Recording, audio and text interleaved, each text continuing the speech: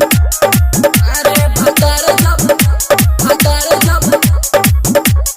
मारे भतार जब जात के बदला मन आधी रात के सखी हो से पर करे लड़ाई धोले पे दोनों हाथ के सखी हो से पर करे लड़ाई धोले पे दोनों हाथ के मारे भतार जब जात के बते लागे समान आधी रात के मारे भतार जब जात के बते लागे समान आधी रात के पूछो जे बोली तो मुँह दब देवे माने न हमरा बात के मारे भतार जब जात के बते लागे समान आधी रात के मारे भतार जब जात के बते लागे समान आधी रात के डीजे मिट्ठू राजा परसोनी जब जात के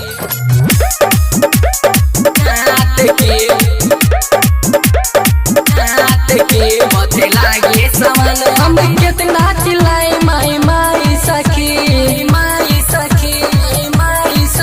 नहीं छोड़े भतार कहाँ जाई सखी हम कितना चिल्लाई माई माई सखी नहीं छोड़े भतार कहाँ जाई सखी प्यार से कबो ना उस देला दहिया से दहिया के साथ के मारे भतार जब जात के बते लागे समान आधी रात के मारे भतार जब जात के बते लागे समान आधी रात के डीजे मिट्ठू राजा लागे परसोनी रात के मारे भतार जब रात के बते लागे समान पिया संतु सवरिया के रोहन खराब रोज घरवा में आवेला पी के शराब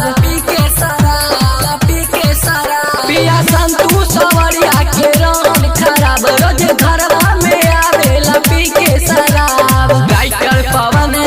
मोनू सवरिया देवरा जान मोर हालात के मारे भतार जब जात के बते लागे समान आधी रात के मारे भतार जब जात के बते लागे समान आधी रात के